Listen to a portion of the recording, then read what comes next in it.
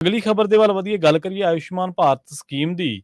ਕਹਿੰਦੇ ਗਰੰਟੀ ਮੋਦੀ ਦੀ ਹੈ ਤੇ ਭੁਗਤਣੀ ਸੂਬਿਆਂ ਨੂੰ ਪੈ ਰਹੀ ਹੈ। ਸ਼ਰਮਾ ਜੀ, ਪ੍ਰਵੀਨ ਜੀ, ਇਹਦੇ ਵਿੱਚ ਕੋਈ ਦੋ ਰਾਏ ਨਹੀਂ ਕਿ ਆਯੁਸ਼ਮਾਨ ਯੋਜਨਾ ਕਹਿੰਦੇ ਜੀ 5 ਲੱਖ ਤੱਕ ਦਾ ਮੁਫਤ ਇਲਾਜ ਦੀ ਗਰੰਟੀ ਦਿੰਦੀ ਆ। ਠੀਕ ਹੈ ਜੀ। ਤੇ ਕੇਂਦਰ ਦੀ ਇਹ ਯੋਜਨਾ ਨਰਿੰਦਰ ਮੋਦੀ ਸਰਕਾਰ ਨੇ ਇਸ ਨੂੰ ਅੱਗੇ ਵਧਾਇਆ ਕਿ 5 ਲੱਖ ਤੱਕ ਦੀ ਗਰੰਟੀ ਤੇ ਇਸ ਨੂੰ 10 ਲੱਖ ਤੱਕ ਵਧਾਉਣ ਦੀ ਤਜਵੀਜ਼ ਤੇ ਕੰਮ ਚੱਲ ਰਿਹਾ।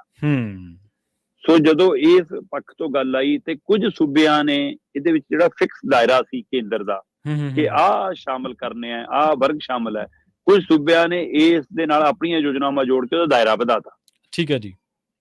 ਤੇ ਉਹ ਦਾਇਰਾ ਵਧਾਉਣ ਤੋਂ ਬਾਅਦ ਕੇਂਦਰ ਨੇ ਕਹਿਤਾ ਕਿ ਅਸੀਂ ਤਾਂ ਆਹੀ ਹਿੱਸੇਦਾਰੀ ਦੇਣੀ ਹੈ, ਬਾਕੀ ਆਪੇ ਪਾ ਲਓ। ਉਹਦੇ ਨਾਲ ਸੂਬਿਆਂ ਦੇ ਬੋਝ ਪਿਆ। ਪਰ ਇਹਦੇ ਵਿੱਚ ਇੱਕ ਲੁਕਮਾ ਪਹਿਲੂ ਪਿਆ। ਲੁਕਮਾ ਪਹਿਲੂ ਇਹ ਪਿਆ ਕਿ ਪ੍ਰਵੀਨ ਜੀ, ਅੱਜ ਦੀ ਤਰੀਕ 'ਚ ਜੇਕਰ ਤੁਸੀਂ ਗੌਰ ਕਰੋ ਤਾਂ ਆਂਧਰਾ ਪ੍ਰਦੇਸ਼ ਸੂਬੇ ਦੇ ਵਿੱਚ 2950 ਰਾਸ਼ੀ ਹੈ ਜਿਹੜੀ ਸੂਬਾ ਪਾ ਰਿਹਾ, ਲਗਭਗ 3000 ਕਰੋੜ ਦੀ ਰਾਸ਼ੀ ਸੂਬਾ ਪਾ ਰਿਹਾ ਤੇ ਕੇਂਦਰ ਪਾ ਰਿਹਾ 388 ਕਰੋੜ। ਸੂਬਾ ਪਾ ਰਿਹਾ 3000 ਕਰੋੜ, ਕੇਂਦਰ ਪਾ ਰਿਹਾ 388 ਕਰੋੜ। ਇਸੇ ਤਰ੍ਹਾਂ ਰਾਜਸਥਾਨ ਚ ਕੇਂਦਰ ਦੇ ਰਿਹਾ, ਸੂਬਾ ਦੇ ਰਿਹਾ 1300 ਕਰੋੜ, 1306 ਕਰੋੜ ਤੇ ਕੇਂਦਰ ਦੇ ਰਿਹਾ 419 ਕਰੋੜ ਸਰ। ਅੱਛਾ, ਠੀਕ ਹੈ ਜੀ। ਹਰਿਆਣੇ ਦੇ ਵਿੱਚ ਸੂਬਾ ਪਾ ਰਿਹਾ 312 ਕਰੋੜ, ਦੇ ਰਿਹਾ 109 ਕਰੋੜ। ਪੰਜਾਬ ਪਾ ਰਿਹਾ 271 ਕਰੋੜ, ਦੇ ਰਿਹਾ 105 ਕਰੋੜ। ਮਤਲਬ ਅੱਧ ਤੋਂ ਵੀ ਜ਼ਿਆਦਾ ਦਾ ਫਰਕ ਖੜਾ। ਸੋ ਇਹ ਸੂਬਿਆਂ ਤੇ ਫਿਰ ਬੋਝ ਨਹੀਂਗਾ।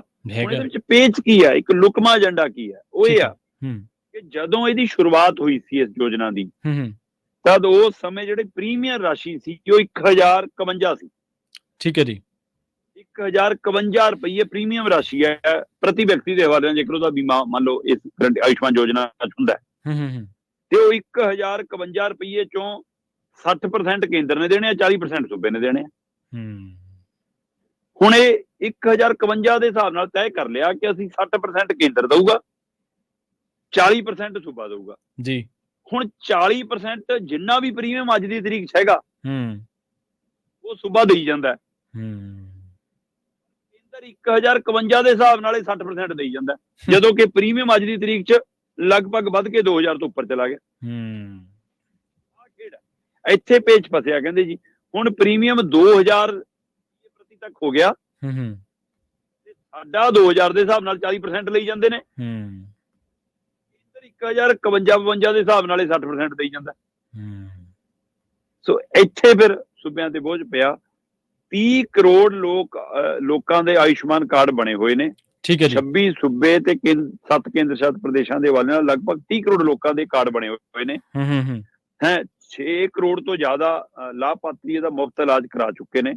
ਸਭ ਤੋਂ ਜ਼ਿਆਦਾ ਕਾਰਡ ਜੇਕਰ ਆਪਾਂ ਗੱਲ ਕਰੀਏ ਤਾਂ ਉੱਤਰ ਪ੍ਰਦੇਸ਼ ਚ, ਮੱਧ ਪ੍ਰਦੇਸ਼ ਚ, ਮਹਾਰਾਸ਼ਟਰ ਚ, ਗੁਜਰਾਤ ਚ, ਛੱਤੀਸਗੜ੍ਹ ਚ, ਅਸਾਮ ਚ, ਰਾਜਸਥਾਨ ਚ, ਕਰਨਾਟਕ, ਆਂਧਰਾ ਪ੍ਰਦੇਸ਼, ਝਾਰਖੰਡ ਇਹਨਾਂ ਸੂਬਿਆਂ ਚ ਨੇ।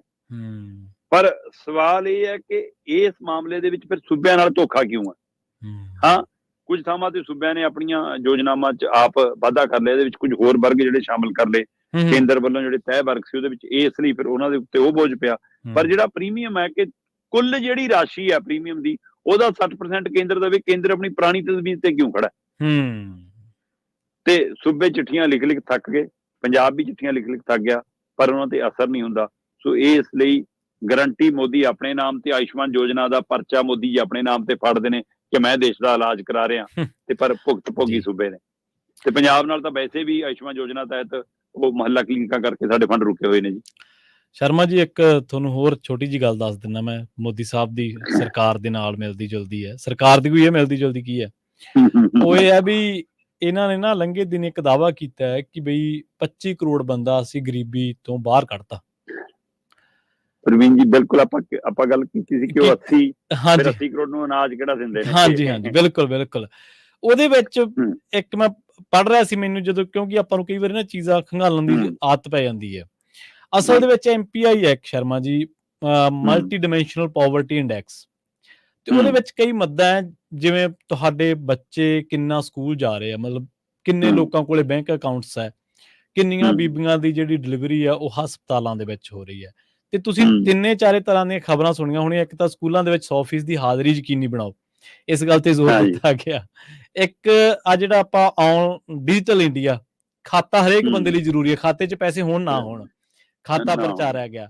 ਤੀਜੇ ਕਿ ਬਈ ਜਿੰਨੇ ਵੀ ਆਪਣੇ ਦਿਹਾਤੀ ਇਲਾਕੇ ਕਹਿ ਲਓ, ਹਲਕੇ ਕਹਿ ਲਓ, ਉਹਨਾਂ ਤੇ ਜ਼ੋਰ ਪਾਇਆ ਗਿਆ ਕਿ ਜਿੰਨੀਆਂ ਵੀ ਮੋਦੀ ਸਾਹਿਬ ਦੀਆਂ ਸਕੀਮਾਂ ਉਹਨਾਂ ਨੂੰ ਵੱਧ ਤੋਂ ਵੱਧ ਉੱਥੇ ਪ੍ਰਚਾਰੋ ਤੇ ਉੱਥੋਂ ਲੋਕਾਂ ਨੂੰ ਚੱਕ ਕੇ ਹਸਪਤਾਲਾਂ ਦੇ ਵਿੱਚ ਲਿਆਓ। ਇਲਾਜ ਉਹਨਾਂ ਨੂੰ ਕਿਹੋ ਜਿਹਾ ਮਿਲ ਰਿਹਾ, ਕੀ ਮਿਲ ਰਿਹਾ ਜਾਂ ਨਹੀਂ ਮਿਲ ਰਿਹਾ, ਇੱਕ ਵੱਖਰੀ ਗੱਲ ਹੈ।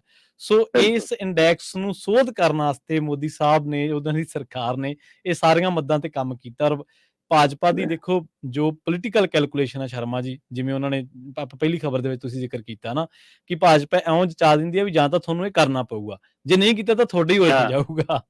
ਸੋ ਉਹਨਾਂ ਦੀ ਪੋਲੀਟੀਕਲ ਕੈਲਕੂਲੇਸ਼ਨ ਹੈ ਨਾ ਜਿਹੜੀ ਸ਼ਰਮਾ ਜੀ, ਤੇ ਜਿਹੜੀ ਸੋਸ਼ਲੀ ਕੈਲਕੂਲੇਸ਼ਨ ਹੈ ਲੋਕਾਂ ਦੀ, ਉਹ ਬਾ ਕਮਾਲ ਹੈ। ਤੇ ਇਸੇ ਦੇ ਸਿਰ ਤੇ ਉਹ ਜਿਹੜਾ ਸੱਤਾ ਦਾ ਤਾਜ ਆ, ਹਾਂਜੀ, ਸੱਤਾ ਦਾ ਤਾਜ ਉਹਨਾਂ ਦੇ ਸਿਰ ਤੇ ਸਜਿਆ ਹੋਇਆ। ਦੇਖੋ ਕੰਮ ਤਾਂ ਆਪਣੇ, ਬੇਸ਼ੱਕ ਉਹਨਾਂ ਦੀ ਪੋਲਿਟਿਕਸ ਨਾਲ ਆਪਾਂ ਸਹਿਮਤ ਨਾ ਹੋਈਏ ਨਾ ਹੋਈਏ, ਉਹ ਵੱਖਰੀ ਗੱਲ ਆ, ਪਰ ਕੰਮ ਉਹ ਕਰਦੇ ਨੇ, ਮੈਥਮੈਟਿਕਲੀ ਉਹ ਕੰਮ ਕਰਦੇ ਨੇ, ਕਾਗਜ਼ਾਂ ਤੇ ਕੰਮ ਕਰਦੇ। ਹਾਂਜੀ, ਬਿਲਕੁਲ। ਕਾਗਜ਼ਾਂ ਦੇ ਬਹੁਤ ਕਮਾਲ ਕੰਮ ਕਰਦੇ ਜੀ। ਤੇ ਕੇਂਦਰ